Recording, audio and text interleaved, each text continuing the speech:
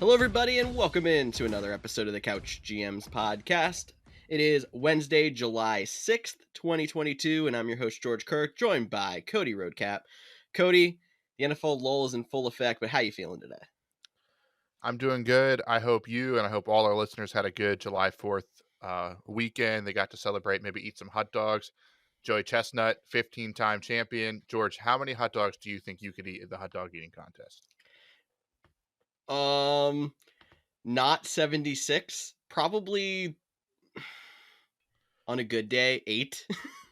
I'd be It's good to not have to good. start dipping them in water. Once that just like grosses me out, that whole process. But Oh yeah. Joey Chestnut, the true GOAT of all sports. Hot dog eating is a sport, 15-time champion. And we're talking hot dogs because we are definitely in the law of the offseason. Yes, we are. There is a little bit of NFL news and notes we are going to talk, but it's not a whole lot.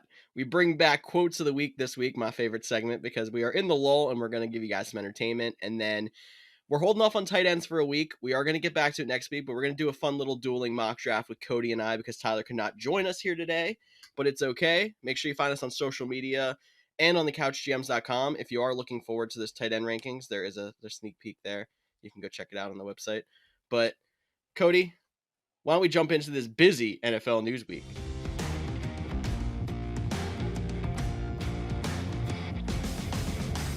And this busy week has a whole two things on our NFL news list. First off, the serious news with our Deshaun Watson update.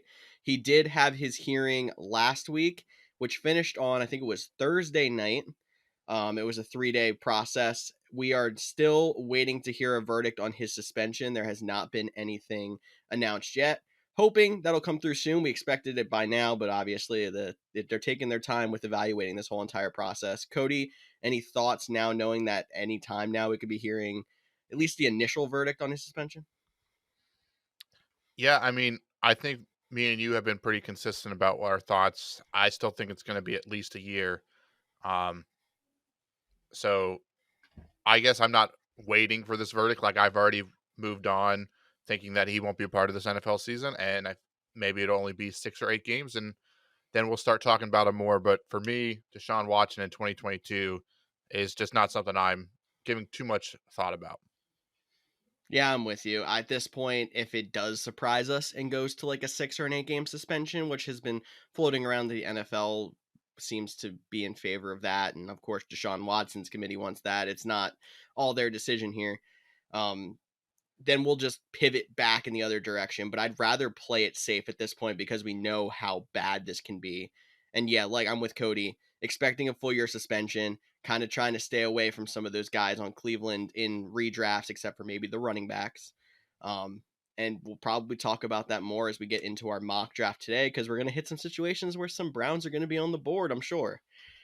But the other piece of news, a little bit of fun news here. Do you guys happen to remember running backs Le'Veon Bell and Adrian Peterson? Well, they're boxers now because they can be. Honestly, I don't really understand why, but they're also not the only former NFL running backs to be in the boxing world. Frank Gore is as well this offseason, but Lev Bell and Adrian Peterson are going to box each other. What a little headlining match there. Cody, what do you think? I mean, and it's coming up soon. July 30th is when this match is supposed to take place in Los Angeles. And, I don't think there's any question that, Adrian Peterson was the better running back on the field. I mean, it's not discrediting what Lev Bell did when he was in his prime. He was, an elite running back. But it'll be interesting to see how they do it in the ring, dropping some pads. It'll be a heavyweight boxing wow, I can't even speak today. Exhibition. Thank you, match. We'll have to see these guys talk, but like you mentioned, we're in the NFL law, and this is like the little bit of NFL news we can hope for. So right as training camps are about to kick off, we'll get to see two former running backs jump in the ring and square off against each other. And what an intro to training camp that will be. We'll have to talk about the result for the fans when that does happen in late July. But I mentioned a little bit of the intro. My favorite segment is back. Let's hit some quotes of the week. And George, I know you normally, take the lead on coming out of these bumpers, but I have to jump in here because this is my favorite quote of all time. And honestly, to this point, I still don't fully understand it. But Joe Mixon, now this one is, a couple days old, so you might have already heard it, but we have to give it a little bit of love here on the show. He was on the radio. He was talking about the Bengals, and his quote was, "The Bengals might be the hottest thing smoking in the NFL on Sundays." George, can you explain this one to me? When I hear this, my mind immediately goes to food. Don't be too shocked, because as you know, as a podcast, we love our food.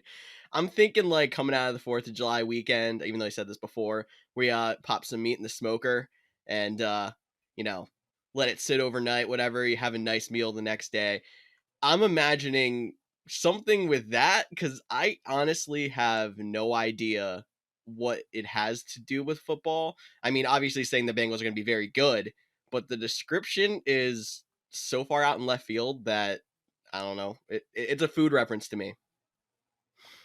Yeah, I mean, I can see that. I also think back to, Joe Burrow, the infamous photo of him with the cigar in his mouth after the LSU championship, and then him and Jamar Chase dancing and the cigars after the AFC championship game. So maybe, they're playing a little bit off of that, you know, getting back to those celebratory moments, coming out there and, being the hottest team in the NFL on Sundays. I mean, look out the weeks they play on Monday and Thursday, they might not be as good. But definitely some interesting comments and a way to rank a team from Joe Mixon. Yeah, and your description's probably more accurate on where he was coming from than mine, but I'm gonna stick with the food reference because I can. Um, Former yet current NFL quarterback Robert Griffin III, RG3. He was talking this week about getting back into the NFL, and he said he is ready to go right now. Obviously, he was most recently a backup for the Baltimore Ravens, and I think he fit that system very well. He did not play super well in his last couple of appearances in the NFL, but there's still a good chance that a team at least gives him a shot in training camp. Yeah, I think, RG3 is that guy that, like, we saw all the potential and then he had the devastating injury and he never just fully recovered. So he's always going to be the what if guy when it comes to Mm-hmm. the NFL. And there, like you said, there might be a team that's willing to take, a risk on him or, bring him in to be a camp body. It's going to be very interesting too, like, because they do have some of those practice squad spots that they've kept from the COVID rule changes where you can't have a guy over 3 years. It's a limited number this year, but you can still have a guy like he almost seems like a guy that might not even get to a training camp. And then you bring him on to be the practice squad emergency third string quarterback. If you have a young backup or something like that, and let him just be on the practice squad out of camp. So I could definitely see him coming back in the NFL, but we are a fantasy podcast, and this isn't like we're going to be talking about him. You're not going to add him to our rankings page. We're not going to talk about him in this upcoming mock draft. But it will be nice to see RG3 back out there. And if we are ever adding him to our rankings page for like a weekly ranking, some team is in some quarterback trouble. That's all I'll say. And he's probably not going to be pretty far up those rankings. But yeah, it would be nice to see a little success story, a little comeback story from RG3. This quote next is my favorite quote of the week. The U.S. Open on Twitter was talking about the game of tennis, and a Seahawks fan went on Twitter and decided to say not a sport, obviously talking about tennis. The US Open absolutely roasted them, saying, "Not a sport," says the person about to watch 17 games of Drew Lock at quarterback. I honestly feel a little attacked because I was trying to back up Drew Lock last week on our wide receiver rankings episode, but absolutely great burn on Twitter. Yeah, I'm definitely intrigued by that one. You normally don't see, teams like that going or organizations even going after people like, I feel like Wendy's kind of made it famous of like corporations, having a little bit of fun on social media. And, it wasn't like aggressive, like mean attacks like that. It was all in good fun. The dude that commented on their post about how tennis isn't a sport had a Seahawks profile picture, so they went back at it. Whether that was, just an intern that might not even be with the company anymore because it's not, how you represent something, or they've got a lot of again, can't speak this. George can help me out with that word. Publicity. Thank you. Uh, this week from it, so definitely. And there was some more back and forth too, but that was the best. I'll say dig. It wasn't even like a harsh comment. It was a dig, Mm-hmm. and all in good fun. And honestly, as fantasy players, like good trash talking, good roasting. Like this is stuff that you would say when you're drafting and someone takes a player like for that team. Like, do you expect them to get any points? Like it just, it's one of those things that when you think about football, you think about like and especially fantasy football, the camaraderie, the trash talking, and it's cool to see other sports, you know, dipping into that. That's a big part of this fantasy football community. Yeah, I'm gonna say something nice and then say something mean right after. So, this is a great reminder on how you can trash talk without saying something super offensive. That was the perfect example of that, Cody. So I'm glad that you mentioned that. And I'm also gonna say to our editor, maybe we should start putting the little like a Webster's dictionary definition on the bottom of the screen when Cody stumbles on a word, so people can understand what he was gonna say. That's not a bad idea. But I do want to follow up quick though. It was, again, just putting this, in the good fun aspect of it. Um, the guy came back and he made some comment, and then they tweeted out Chris Sims's top 40 that has Drew Lock at 40, and they were like, "Aren't there only 32 teams?" But then Drew Lock did get involved in it on or Monday, July 4th, and was like, "Happy July 4th to all but the intern at the U.S. Open," because obviously, again, good fun.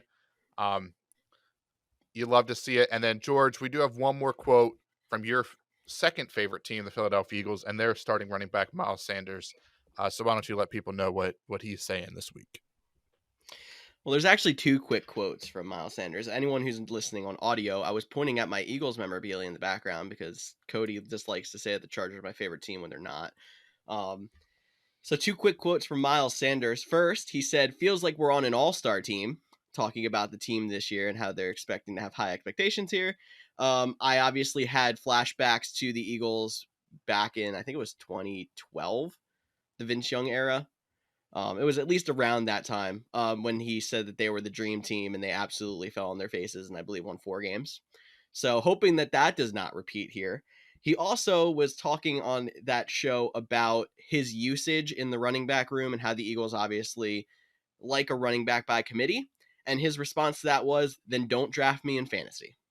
So, I mean, I think he expects to have a big season, a bounce back year, but he doesn't care about his running back usage. It seems like that's him trying to show he's a team player and say, "I can get 10 carries in a game and that's fine with me as long as we win."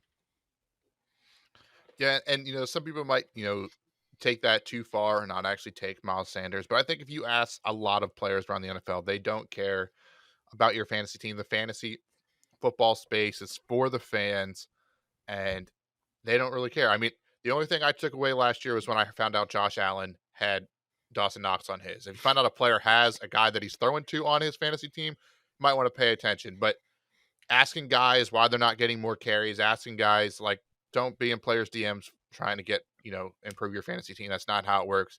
Have fun, root for them. But I think you can still draft Miles Sanders. Yeah, and I'm sure we're going to talk about Miles Sanders because I'm sure one of us is getting in a situation where we're talking about drafting him in our dueling mock draft, which we can start right now.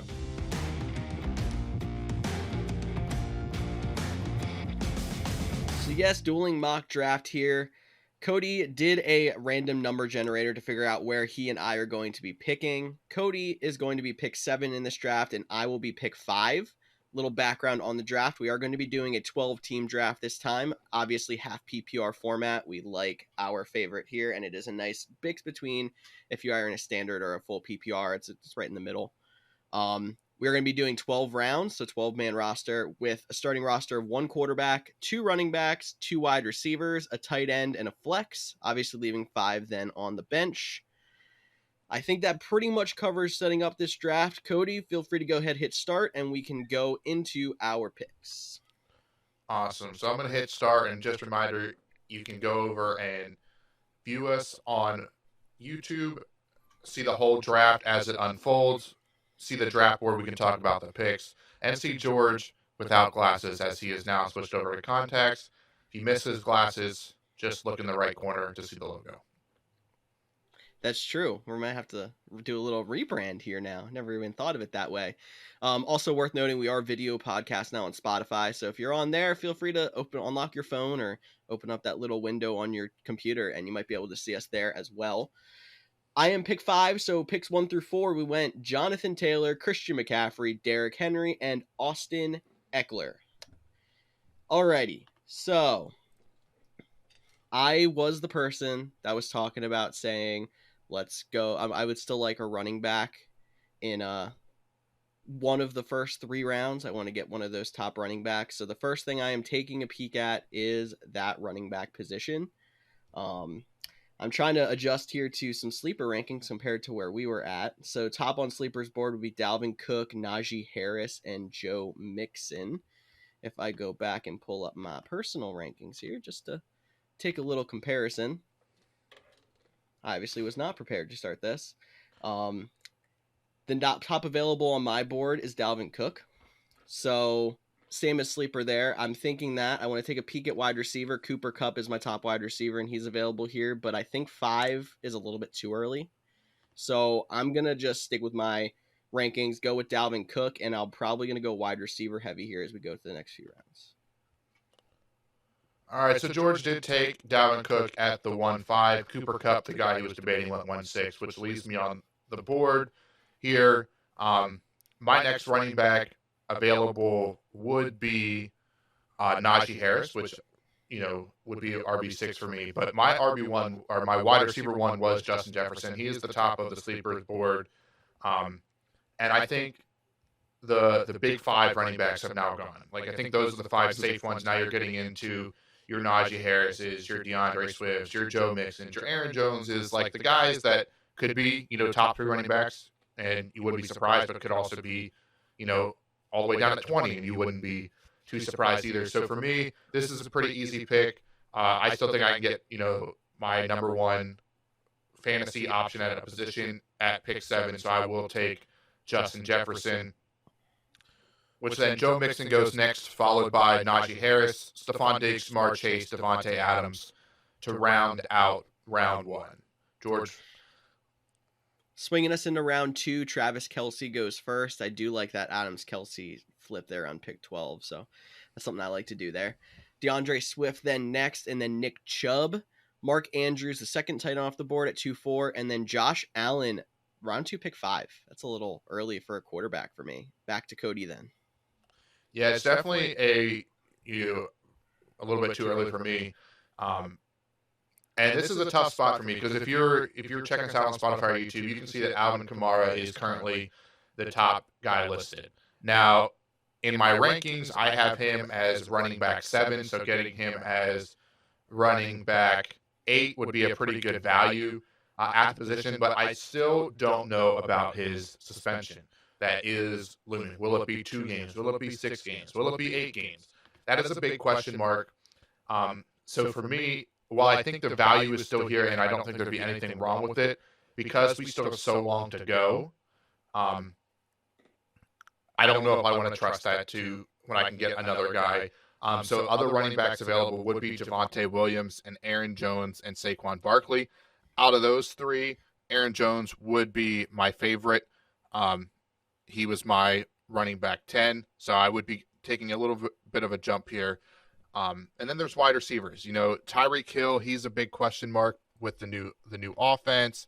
Some people still really liked him, or still expect a lot out of him. I know I was pretty high on CeeDee Lamb, coming into the season, and where he might be at. So that's a guy I'm really definitely leaning towards at the moment. If I can get him. Deebo Samuel, another question mark. We're expecting him to be back. So for me, it is, if I debating also, do I just go full no running back strategy? And I think George is very interested in how I approach this. Oh, totally. And I think if I had clarity, even if Kamara was a 4-game suspension, I think I would go Kamara here. 2 to 4 games, I think I would still go him. But because there's that looming 6 or 8 opposition, I think I am going to go no running back strategy. I'm going to play it out. It's been a while since we've tried it. Let's see what can happen. So I'm debating between Deebo Samuel and CeeDee Lamb. So I have to stick to my rankings here. And I had CeeDee Lamb a little bit higher. So I am going to go with CeeDee Lamb. And we're going no running backs in the first 2 rounds. Tyreek Hill went next, and then George is on the clock. Exactly what I was hoping would not happen. So I'm sitting here looking at my running back 6 on my rankings and my wide receiver 6 on my rankings, and that's Deebo Samuel and Alvin Kamara. Me going Alvin Kamara is a lot different than Cody because I already have Dalvin Cook there. I could just try to pair up that dominant running back tandem. If he does end up missing some time or whatever happens, I still have my solid RB1. But then I'm waiting until round 3 to get a wide receiver. I'm probably not getting a wide receiver in the top 10. I was debating once I got Dalvin Cook, I'm going to go hero running back strategy, which is you take that running back early and then you go a bunch of wide receivers, maybe a tight end. You don't take a running back again until round 4 or 5. But now I'm questioning if it's smart to take Kamara and just try to beat people with the running back position. Cody said both of them have question marks. And because I was leaning it before, I'm going to say Deebo Samuel is who I'm going to go with. Final answer here at round 2, pick 8. And that was the wrong button. And that was the wrong button. So I apparently have to learn how to use Sleeper because I'm hitting the add to queue button instead of the draft button. Rounding out round 2, Alvin Kamara went right after, so the computer was thinking the same as me. Then Saquon Barkley, Aaron Jones, and Kyle Pitts. Yeah, that's definitely a solid option there. And it is worth noting that if you listen to our wide receiver ranking episode, the guys actually had Deebo Samuel higher than I did. So he finished 6 and 7 on our rankings. But so we stay true to our individual boards. And that's what's cool. If you check us out on the couchgms.com, you can see our cumulative rankings. And then you can also see where we individualize each player. And you can get some feels. Like if you like my fantasy style a little bit better, you can go lean towards my rankings. If you like George's, or if you like the hot take guy and Tyler's, what his thoughts are, you can lean with him. But George is back on the clock after round 3 went Javonte Williams, Leonard Fournette, Keenan Allen, and Ezekiel Elliott. So George is up. He has Dalvin Cook and Deebo Samuel so far. George, what are your thoughts?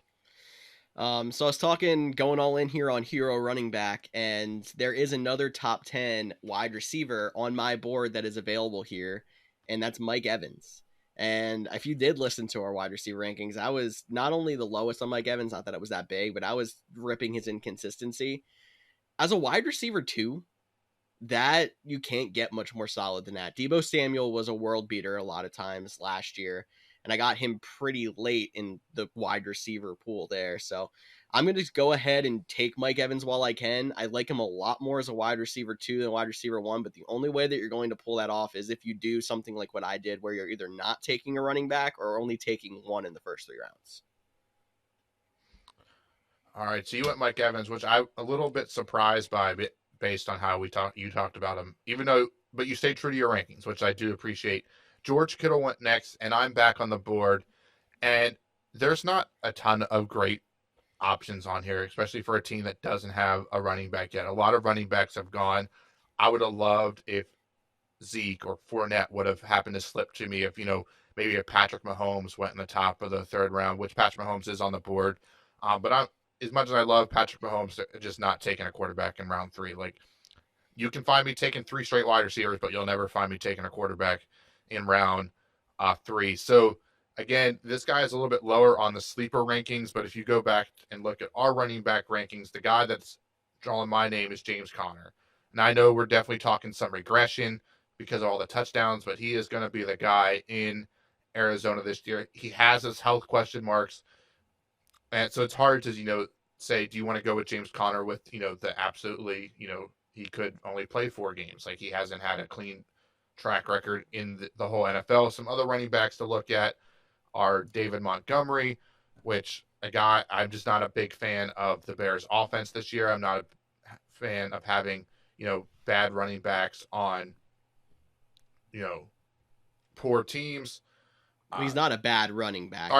Good running backs on poor teams. Thank you for correcting me. That is what I meant here. So this one is definitely tough for me. I would have loved to see if one guy fell a little bit. Cam Akers is another interesting name. I was definitely a little bit lower on him coming into the draft as well. Sleeper has him a lot higher than I did. So I'm just going to stick true to what our rankings are at the current moment. And I am going to take James Conner. It is a huge risk as him being my RB1. This is probably why a lot of people are like, I would never do the no running back strategy. But let's see how the team rounds out by round 6 to see if we're doing okay. But to finish out round 3 was Darren Waller went next. So we have now had 4 tight ends go in the top 3 rounds, which is pretty crazy, followed by A.J. Brown, then Patrick Mahomes, Cam Akers, and Justin Herbert. So quarterbacks and tight ends are starting to go pretty quickly. Then Deontay Johnson, David Montgomery, Antonio Gibson, T. Higgins, Bryce Hall, putting me back on the clock, round 4, pick 6. Now, there's some more options here. This is where you debate, do you stick with your strategy of, doubling up running backs? Do you go in and just get a solid 3 tandem wide receiver here? I'm looking at DK Metcalf. Say what you want about him. DK Metcalf as your flex, that's a solid value. Terry McLaurin as your flex is solid value. A guy I'm really high on, I was a lot higher before I got Tyreek Hill, but that's Jalen Waddle. Or do I go running backs here? And there's 2 names, if I would go running back, that's really sticking out to me. That is J.K. Dobbins. We know another question mark, but a high running back or high, run usage offense. And I had him as running back 15 on my list. So that would be a pretty good value in round 4. And then the other guy that is definitely interesting, I don't think I would take him this high because I have him as running back 23, but a lot of running backs have been taken already, especially in a 12-team draft, and he wouldn't make it back to me. So sometimes you have to break your rankings a little bit, and that would be Travis Etienne. I think he is on pace for a big breakout. For me, though, if I had another solid running back, I might actually sway for that reach for Travis Etienne because I think he has potential to be a top 12 running back. But I'm going to pair another injury question mark guy, but it's at least a run-first team here with J.K. Dobbins and James Conner. Not the best name star power, but I do think if they're both healthy, they could be solid running back options that you can rely on every week. Travis Etienne actually went right after me, so Sleeper and I were on the same thought, but George, you were on the clock. Man, I was hoping that you would let J.K. Dobbins slide, but it looks like the computer might not have let that happen. I was hoping to pair that as my second running back with Dalvin Cook. But here we are now where I'm going to take another peek at the wide receiver position because why not take a look? He's kind of hiding a little further down on Sleeper's rankings, but I see Michael Pittman lurking down there. He was also a top 12 wide receiver on my rankings, so that's a tempting little pick, even though Sleeper would say it's a little bit of a reach. And then at the running back position, now that you had J.K. Dobbins come off the board, is Leonard Fournette still here? He's gone. No, he's gone. He went pick 2, round 3. The only downside to having rankings that are separated from the draft board that you're working on is you have to kind of go back and do a little bit of digging. So we're doing it on the fly here. I am a much higher on David Montgomery than Cody was, but I believe he already went now as well. Yep. Yeah. Okay. No running backs that I really like at this point, so I'd almost rather stick with that wide receiver room and build up my flex right away, and then go back and try to find a couple of running backs in like round 5, round 6, round 7, and try to, I don't want to say piecemeal the running back 2 position, but you're going to find more consistent points out of wide receivers right now than you are running backs, I think, in this portion of the draft, which is why I don't like going completely no running back strategy. Not a total attack on Cody, but I know you've really come to like that strategy a lot more. I'm going to go ahead and take Michael Pittman because that would give me on my board 3 wide receiver 1s. I don't think it might play out that way, but that is solid points out of the wide receiver position. They'll carry my team. To round out round 4, Terry McLaurin went next, then DK Metcalf, Josh Jacobs, and Joe Burrow. Yeah, so now that we finished up round 4, I do want to take a quick second and just, look over the teams. Is there any team that you would say is sticking out to you as, hey, that's a team that you definitely have to look out for? While you take a look, because I was thinking about this question while you were talking, I'm going to talk about team 2. And I don't know how to look out for them, but it is quite the strategy. They went 4 running backs and Lamar Jackson. So you do have to start 2 wide receivers. They don't have any in round 6. Some will say that just shows you the depth of how this, wide receiver is. There's so many solid like borderline wide receiver 2 flex options that I feel like you can rely on each week and you can play the game. And they also have valuable trade assets too, and they kind of protect themselves if Christian McCaffrey would not pan out like we think he is going to, like if he would get injury for a third straight season in a row. So that's definitely the team that I'm most intrigued about how they're playing out. A lot of the other teams are pretty balanced. Like, no surprise, we're one of the last teams that are going to need our starting quarterback, but that seems to be most drafts for us. But is there any team sticking out for you? I really like Team 11. And I think that fits more of the draft strategy that you'd normally see me going for. I'm going a little bit different here, and I like how my team's turned out so far. But they've got Jamar Chase, and then they followed up with 3 running backs, DeAndre Swift, Cam Akers, and David Montgomery. So it's the same exact thing I did, but flipped in positions.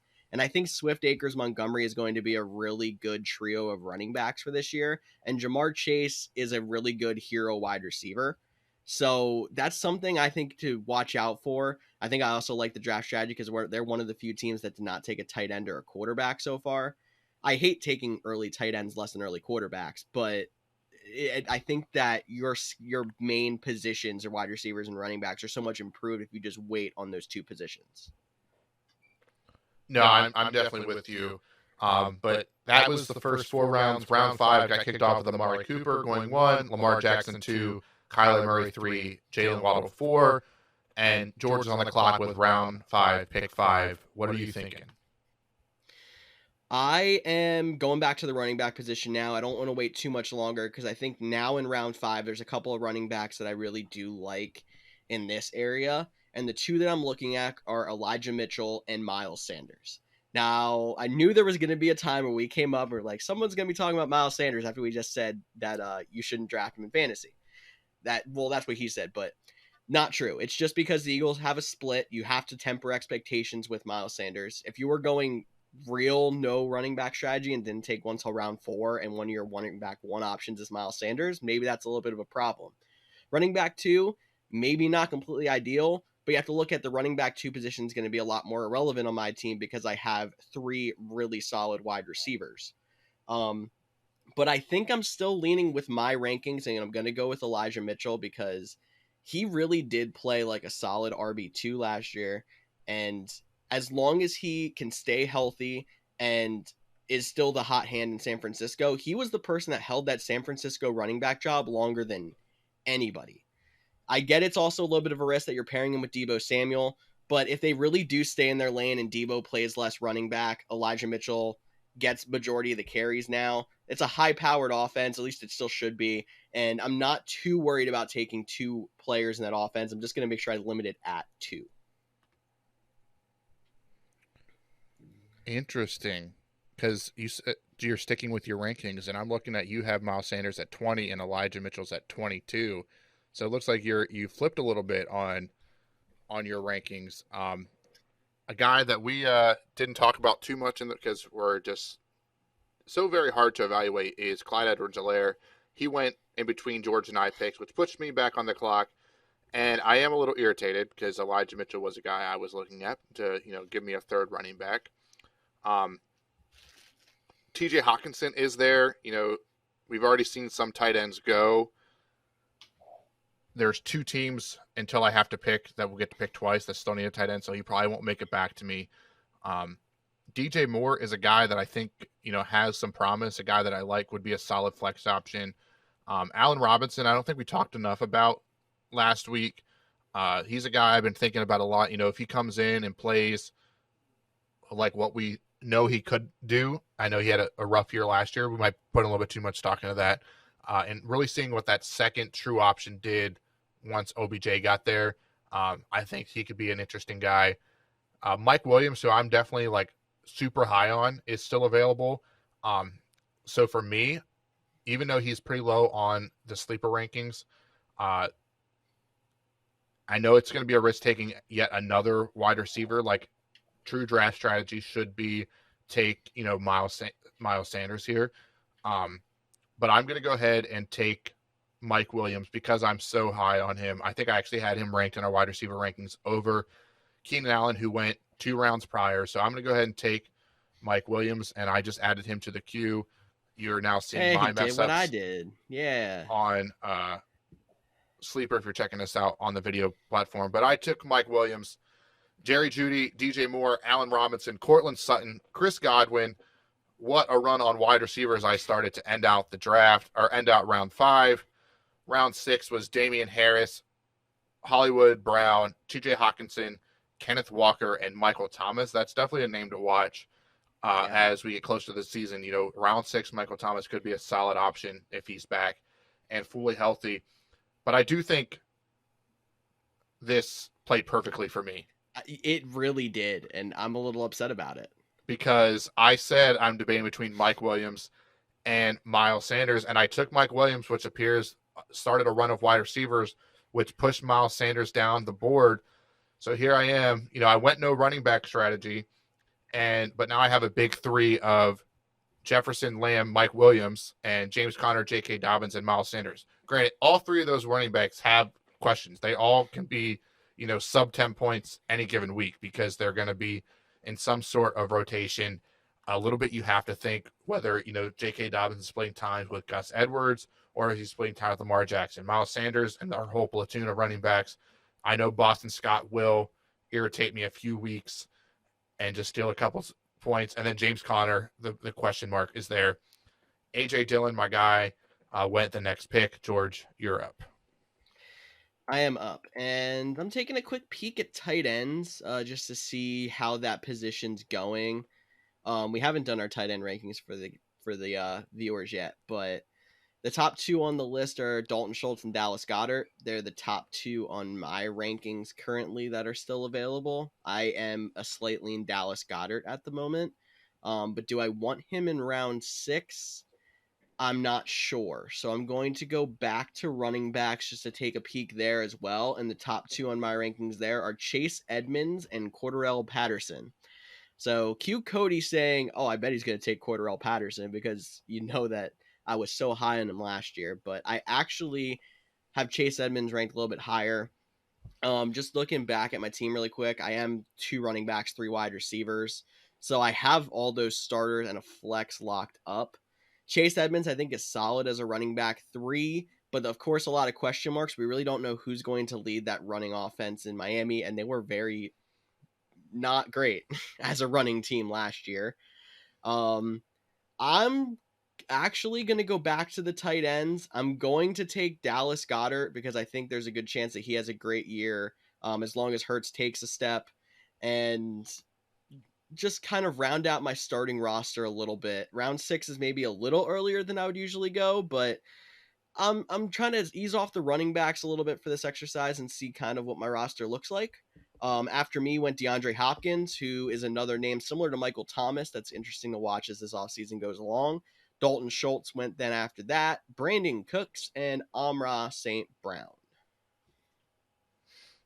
Definitely. And Brandon Cook, just for a reminder, is Team 2's number 1 wide receiver. That was his first wide receiver taken. Rashad Bateman making a high list, in my opinion, at 7-1. I know he is the second-year player that is now replacing Marquise Brown. We'll have to see if he can take a step, but that Ravens offense is notorious for poor wide receiver statistics and just, their ability. It's very simple offense for them. Adam Thielen went 7-2, followed by Darnell Mooney and Elijah Moore. So George is back on the clock. Now, he kind of had the same thing happen to me. He was talking Cordarrelle Patterson and some other running backs, and none of them went, so he's available. But while George is thinking about it, I do want to just, we're using the Sleeper app. They're not a sponsor, but I do know that they removed the wide receiver designation for Cordarrelle Patterson for this year. So if you look, he is only a running back. So that is something to take into consideration. You don't have the flexibility with him like you did last year. And I think if the position flexibility was there, it might be a little bit more enticing to take him over Chase Edmonds in this kind of situation. Not that I think I'm going to have to replace a wide receiver with Deebo Samuel, Mike Evans, and Michael Pittman on my team, but it'd be a nice little, thing out there. Be like, hey, go check this out. But yeah, I didn't have a running back go between my picks, so it kind of worked out that I got the tight end I wanted in Dallas Goedert. Come back around, I can still get the running back I was debating in the last round with Chase Edmonds, so I'm just going to go ahead and lock that in.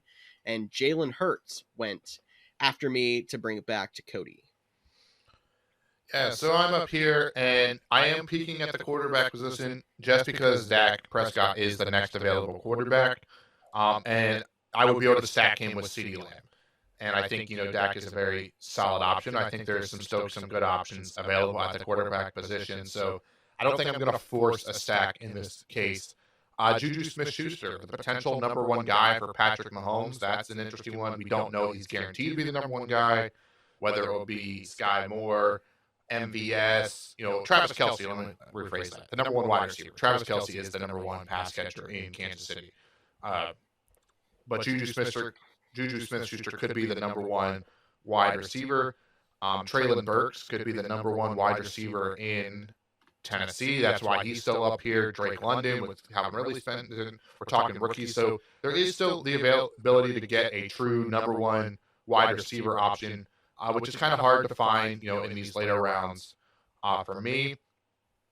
And I've already taken, 3 wide receivers, so I'm looking at wide receiver 4 here. So the rookies do intrigue me a little bit because, it's always there's so much what unknowns.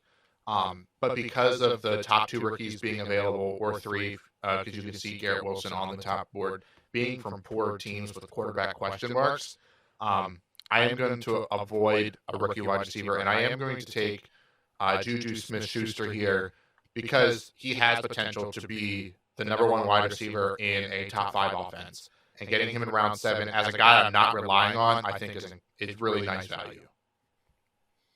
That's a good pick there, Cody. I agree. And we were talking in depth last week about how he could end up completely busting, but that could end up being a steal of the draft too. So we'll round out round 7 with Treylin Burke, one of the rookie wide receivers you're talking about, and then Dak Prescott. So you're still right on track here. Cordarrelle Patterson after that, then Devontae Smith, Kareem Hunt to round out round 7. Round 8 starts with Hunter Renfrow, and then Tony Pollard, Drake London, Garrett Wilson, and Devin Singletary. Back to you, Cody. Yes, so I'm back up here. There's 2 quarterbacks at the top.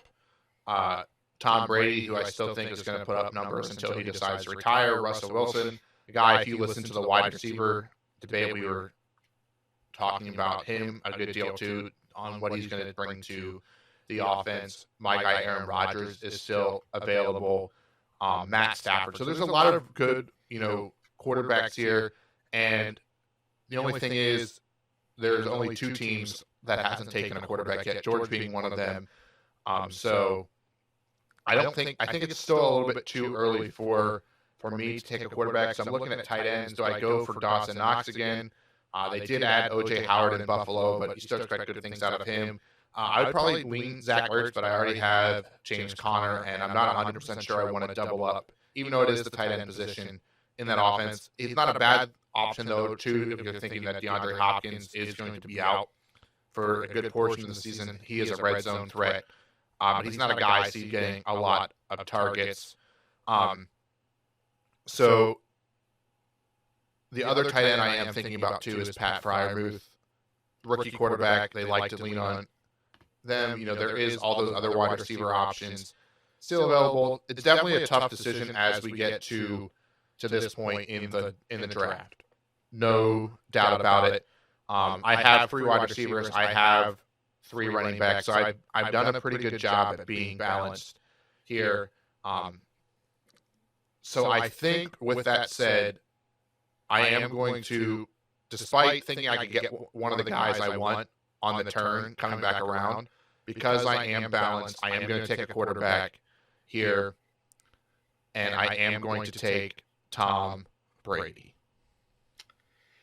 My quarterback pick there would have been Russell Wilson, but it's still not a bad pick at all.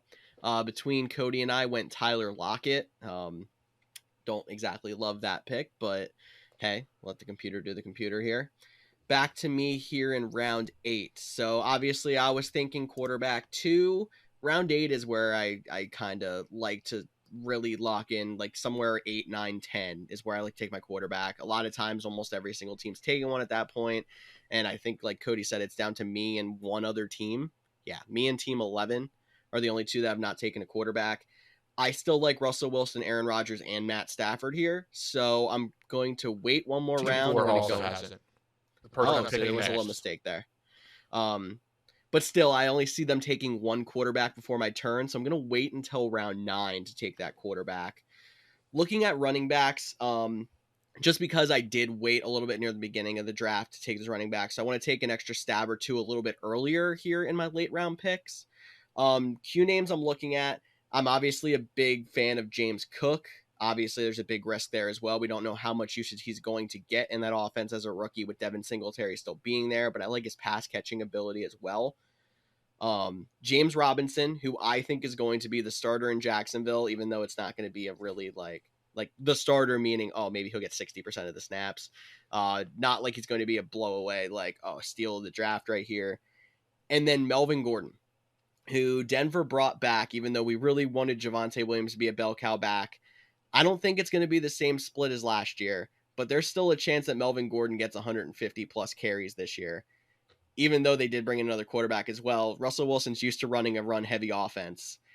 I'm going to take the risk because I think it's probably the safest bet at this point out of the guys I named, and go with Melvin Gordon and hope that he still gets a good share of the carries, that if I do need him in a flex spot for a buy or whatever, he's still probably a solid 8 to 10 point running back. I like that, George. Taking Melvin Gordon there. I also do want to point out, apparently, we've all had computer issues today, and this is only 11 runs. So it appears we're taking a bench spot away from us. So we won't be doing 5 bench. We'll only be doing 4 bench. Not that that's a huge deal. We can talk about some guys who would take in the upcoming round at the end of this. But after George went Dawson Knox, followed by Brandon Ayuk, James Cook, Rashad Penny to end out round 8. Round 9 was Gabriel Davis, Michael Carter, Robert Woods, which is a sneaky good pick late in round 9. He is realistically could be wide receiver 1 for the Tennessee Titans. And Treylin Burke has already went, which is a rookie. So I do like that value. Russell Wilson did go 1 pick before George here, who was going to pick a guy at number 9. I know he was hoping that he fell there. And George, you're up. All right. So, yes, I was hoping Russell Wilson was going to fall. He did go. It's not too shocking. I knew I was probably going to lose one quarterback out of that top 3 I was looking at. My rankings have Aaron Rodgers slightly over Matthew Stafford. It's very close, especially because Rodgers' weapons are a little bit of a question mark. We don't exactly know who's going to play at wide receiver, but they're putting together a competent group there, and they still have some names that, even if they're not in the peak of their career anymore, are going to be solid for a guy who can place a ball on a dime. And then there's Matt Stafford, who has all the weapons in the world, is a big arm quarterback, but likes to throw those interceptions and get the negatives. I'm going to lean with my rankings and go with Aaron Rodgers here because I like the fact that he doesn't turn the ball over. I can probably trust him most weeks. And then I'm going to debate. I think if we were in a 12 round, I would definitely probably go back and get a backup quarterback here just in case Aaron Rodgers has a bit of a down year with his weapons changing. But in an 11 round, I probably won't go with that second quarterback, but I'm going to stick with Rodgers here as my starter. Yeah, I do like that. And it's also worth noting, if you are drafting right now, and we obviously aren't taking defensive units and kickers, but if you're drafting your fantasy league, in our opinion, way too early, but some leagues are already doing it and they're getting excited. They're drafting now, or they like to do it before training camp. So, you have to deal with injuries as they happen throughout training camp. Don't take your kicker or defense. Take your backup quarterback now. Take a guy that you might think, even like a Rob Gronkowski over your kicker. See if he does decide to come back during training camp. And if he doesn't, he's an easy cut target. So obviously I'm not taking Rob Gronkowski here, but a tight end I also like expanding your handcuffs a little bit when you're in this situation. Like normally Cody and I are like, oh, if you get Dalvin Cook, you're getting Alexander Madison. And that's basically the big handcuff. But maybe expand it slightly to maybe those top 4 or 5 running backs. Just in case an injury does hit, then you still have an RB1 to back up your first round pick. That's the other thing I would say if you're drafting really early. Yeah, I think that's a solid option too, to definitely add those guys. For me, I'm back on the board here. Zach Ertz did go next. I still need a tight end on my team, but there is a couple guys. Pat Freiermuth, who I talked about when I was on the clock last time, Mike Gesicki, Hunter Henry, who had a boatload of touchdowns last year, Cole Kmet, George's favorite, Robert Gronkowski still ranked pretty high, Irv Smith coming back from injury. They no longer have Tyler Conklin in Minnesota, and we saw him be a valuable option. So there's still a lot of solid tight ends here. I could go in that direction. I could, get my fourth wide receiver and running back. There's still some good options on here, but I do think, because I talked about him a little bit, I like the security blanket. I think he'll be a big part. He seemed to really fit into the culture there. I am going to go Pat Fryermuth at tight end, get my tight end out of the way, and then I'm going to take some flyers on wide receiver and running backs to finish out this draft. But after me went Chris Olave, followed by Mike Gesicki, Chase Claypool, Matthew Stafford, Trey Lance to end out that round. Then Sky Moore, Christian Watson, Christian Kirk, Derek Carr, and Alan Lazard at pick 10, round 10, pick 5. Again, that's another great value there as a guy that could be the number one option. As the resident Packers fan, I think he's going to be a solid option some weeks. Like, I think there'll be some matchups, but I think, a guy like Sammy Watkins, if he stays healthy, he's going to have his games. I think Randall Cobb's going to have his games. I think they're going to be, using the running backs. Robert Tonyan is coming back. He's a tight end I'm not even going to talk about, but I think he could be a very solid option. Latest reports that he might be ready for the start of training camp, which would be a little bit of a surprise, but another guy, if we're drafting this early, you might want to get him on your team now. If he's not, you can move him to IR, PUP, whatnot. But I told you all I was going to take some flyers, and he's been my favorite rookie this whole draft season. I was going to take him as the rookie that I wanted on my team. I know it's not the best team out there, but Jameson Williams, I know there's still the potential they start on PUP. We're drafting early.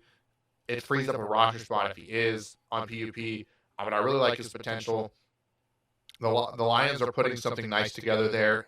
We'll see if they can actually, bring it all together and finally have a competitive team all 16 weeks. I mean, they've played some really good opponents really well inconsistently. Let's see if they can get that consistency up. But what I thought was the best rookie coming into the draft, I'll take a flyer on him at Jameson Williams here. James Robinson went next, which George might have been hoping for to add to that running back room. But George, you are up. I am going to take one more running back here in these next 2 rounds, but that was in consideration, but not really my guy. I think I'm going to go back to the wide receiver position because I now haven't taken one since round 4 after I took those 3 solid wide receivers. And I think that there is a good chance that Michael Gallup is going to outplay his round 10 draft grade right here. He was solid at times. He's now as higher up the depth chart because they got rid of Amari Cooper. That Dallas offense is prolific. I think this is a solid spot to have him go. So I'm going to go ahead and add him to my wide receiver room here in round 10, and that'll be my 4 guys there. And the rest of round 10 went Isaiah Spiller, then Deshaun Watson, obviously could be a steal, but very, very risky pick there. Kadarius Toney and Kirk Cousins to round out round 10. Yep, that Ronald Jones, potentially the starting running back in Kansas City. We'll see. That's why we're not huge fans on Clyde Edwards-Helaire or him, because it could be a very interesting situation there. Hunter Henry went next, Cole Kmet, followed by Ramondre Stevenson. George, you are up. So I'm actually not sure if this is our last round or not, because I feel like on my screen, round 12 is like half showing and half not on Sleeper. So Sleeper's having a little bit of a problem, but it's okay. We'll see if it goes to it. I hinted at this before, and in case this is my last round pick, I'm going to do it. I have Dalvin Cook. I'm going to take Alexander Madison. I'm going to lock up that wide receiver room every single week except for their bye, so that even if there is an injury to Dalvin Cook, I got a running back 1 locked up on my roster. And I accidentally hit the star instead of, there we go, we're good. All right, now that George figured out how to, and we really do doing it 11 rounds, and he figured it out now, to get a player on his team. He took Madison. Marquez Valdes-Scantling went next. So I'm up here. My team is a little short on running backs. There's some guys that might be interesting, worth taking, just based on potential. I talked about now, I don't really like having, bad or good running backs on bad teams. The Houston Texans being a team. Marlon Mack and Damian Pierce, good running backs, but we don't know who's going to be the starter. Darrell Henderson, Cam Akers, question marks, not a bad value here, but there's not a guy that I love. Like, I'm not taking Kenneth Gainwell to be a handcuff for Miles Sanders. Not taking, choking on my own. I don't even know what. Jamal Williams, he's not a bad option too with DeAndre Swift. Question mark. But I just took a Detroit Lion. I'm not going to stack up on those. So I'm surprised, going back to the wide receiver position. They're going to have more wide receivers than running backs. I know, roast me in the comments. I don't really care. But one guy that I think is interesting, and it is going to play into the stack consideration a little bit. He's coming in to fill out the Antonio Brown role. Chris Godwin is most likely going to miss at least through November with his season. So Russell Gage should be a big part, at least the first half of the season, with the Tampa Bay Buccaneers. I think they're still going to have a really good offense. So I think getting Russell Gage here in round 11 is solid value. A wide receiver 2 or 3 once. Oh, we are having a round 12. They started that round. It never showed up on my screen even when I expanded to the big board. But back to Russell Gage, wide receiver 2 to start the season. Whenever Chris Godwin gets back, whether that's December or November, he'll still have a valuable role. He's going to have that connection. Antonio, all three of them were startable options last year with Antonio Brown, Chris Godwin, and Mike Evans. So I think it could be the same thing there. So love the value. Gronkowski went next. We talked about it. He said he's retiring, but there's still a chance he can come back. Tyler Boyd, Tua, Alex Okongwu. Owegbunam? I couldn't see the rest, and I couldn't remember how it was spelled to even try to sound it out. I could just see the first 5 letters of his last name. But Big O went 11-11. Jahan Dotson finished out round 11. So round 12 is Irv Smith Jr., Jarvis Landry, Damian Pierce, Kenny Galladay, Justin Fields, and I am back on the clock here.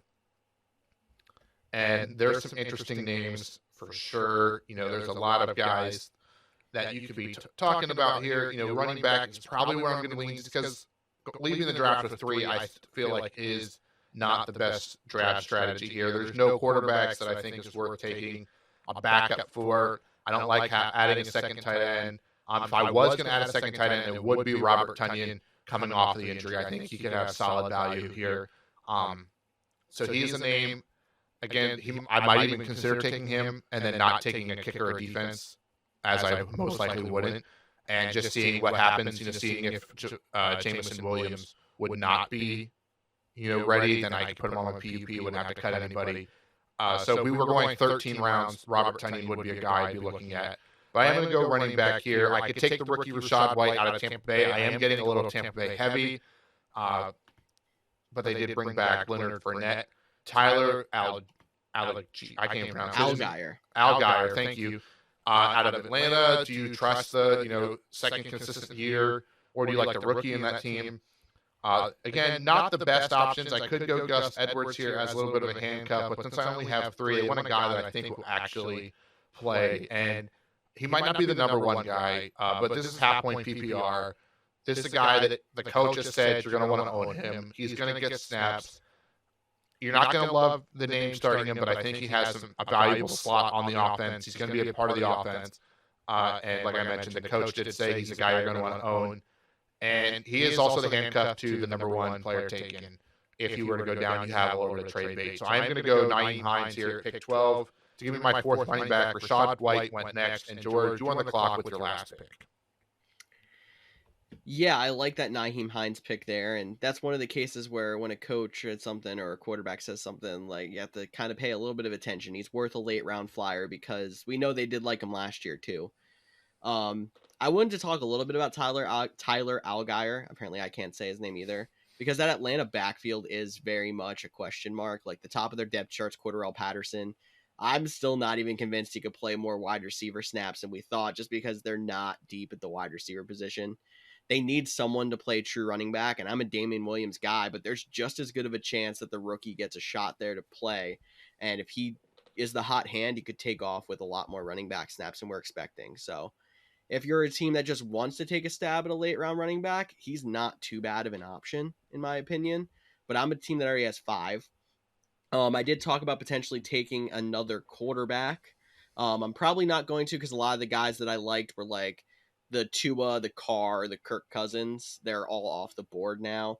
Jameis Winston is somebody that I like having a bounce back. He is a little bit of an injury question mark, but I think I've always been a little bit higher on Jameis Winston than the curve. I'm going to take a stab at a wide receiver, I guess. I mean, because why not here? So we talked a little bit about Kansas City earlier. We don't know who their number 1 wide receiver is going to be. And somebody who I think is kind of flying under the radar as a possibility is Mikol Hardman. Mm. He definitely is the perfect physical fit to take the Tyreek Hill role. I remember back when Mikol Hardman was drafted, it was when Tyreek Hill was in that legal trouble. We didn't know if he was going to play another snap in the NFL, and we were like, Mikol Hardman is Tyreek Hill now. That was just our reality at that point. And now Tyreek Hill's gone. Mikol Hardman, I love this late round flyer pick. And if it doesn't work out, you drop him and it's no harm, no foul, especially in round 12. Definitely, George. I do like that pick. So that wraps up the draft as Rondell Moore, another interesting name to keep an eye on with DeAndre Hopkins coming out. George Pickens, Jacoby Myers, and Tyler Algier did finish it at the Algier. I'm going to say Algier for the rest of the season, so everyone that listens to the show will just know Algier is Algier. But that wraps up our draft. I mentioned it. Robert Tonyan was a guy I was looking at coming back around to add a second tight end. I think he's a good pairing with Pat Freiermuth, even though I typically don't like to add a tight end. The next 2 rounds should be about your kickers and defenses if you're going to draft them. I'm still always going to advocate not to draft a kicker and pick one up right before week 1 because that's how there's not truly a consistent kicker in most cases. But George, any teams on the board here you're looking at that you think did draft it better than us? What are your thoughts on my team? I can give you thoughts on your team. What are your thoughts on the rest of the league? I'm going to give another quick shout out to Team 11. I liked their first 4 rounds with Chase Swift, Akers, Montgomery. They then followed up with Courtland Sutton, who I think is the number 1 wide receiver in Denver as their wide receiver 2. And if that doesn't work out, they have Marquise Brown for 6 weeks as the starting wide receiver in Arizona. And then Devontae Smith after that. Like, they did a good job of rebounding on getting some solid high upside wide receivers after they went running back heavy near the beginning of the draft. I think that's a very well-rounded team. And then it has Matt Stafford, and Alberto at tight end is probably your weakest link. But when you're waiting that long to draft a tight end, you're most likely going to have to play the waiver wire anyway. And you're just going to basically take the loss on. I'm probably not going to outscore anyone at this position, but the rest of my team is stronger for it. So I do like that. When it comes to your team, I like your draft a lot. You did come back and take a lot more wide receivers at the end, and I was worried that you weren't going to take another running back and you're going to stick with 3. But when you came back with Nyheim Hines, he's probably the most solid back you could have taken in that situation. I think that really did help to round out your team. I personally would have taken Russell Wilson over Tom Brady, but there's no complaining that Tom Brady is a solid quarterback 1, and I don't really see too many weaknesses with your team. I'll give it to you for a team that basically drafted 0 running back. Not too shabby. I appreciate it. And if you listen to our quarterback rankings, you'll know that I actually have Tom Brady ranked 1 spot higher than Russell Wilson. So I stayed true to my board. I do have to shout out Team 2 again. There's a lot of good teams here, but they have 4 wide receivers on their team: Brandon Cooks, Adam Thielen, Kadarius Toney, and Jacoby Myers. But they have 6 running backs. So that's a team that you're like, if you need a wide receiver, you're gonna trade it. And that's what you should do after your draft. You should take a step back, look at everyone's team, find a team with a weakness like Team 2, and say, hey, I might have went a little wide receiver heavy. Maybe I can go grab Leonard Fournette for a guy I took late and a guy in a similar round or something like that. Obviously, don't be going and offering. Like in my case, I wouldn't go offer Jameson. Well, I probably would because I like to do that, but I wouldn't. You shouldn't offer Jameson Williams and Russell Gage for Leonard Fournette. Like, just be like, oh, you don't have any wide receivers. But George's team, he did really well. He got the top back available in Dalvin Cook. He got the handcuff Alexander Mattison, like we talked about. Obviously, I have a soft spot because he has Aaron Rodgers. He has some options behind, Dalvin Cook as his RB2. I think he's going to be starting that big 3 wide receivers pretty much every week. Michael Gallup, question mark, because he is coming off an injury, being your wide receiver 4. But I do like why you took him. You got him a solid value on him. If he starts the season on PUP, you have your big 3. Hopefully you can get through there. If I have to flex a running back, I can flex a running back rightfully. Yeah, Melvin Gordon should at least be flexible. Like, that's not what I'm trying to say. Chase Edmonds, you got Raheem Mostert there, but they're coming back from the San Francisco backfield. Elijah Mitchell, I think he's underrated as a guy that could, be really good again. Or I'll joke, Trey Sermon could be the guy because that's something we don't see coming. But I think this is always a fun exercise to go dueling. Let us know in the comments. Get involved. Tyler's not here, but he'd tell you, this podcast more fun for us, more fun for you. Get involved. Maybe we can do some like mock drafting with fans coming up if that was something you're interested in, and seeing how that goes. Or you want to send us your mock draft, get your team rated. We can definitely do that. Love to do that. Actually, that'd be a ton of fun. But as always, thanks for checking out an episode of the Couch GMs. Yes, thank you everybody one more time for tuning in. We are going to get back to our early rankings with tight end next week. But for Cody Roadcap, I'm George Kerth, and we'll see y'all next week.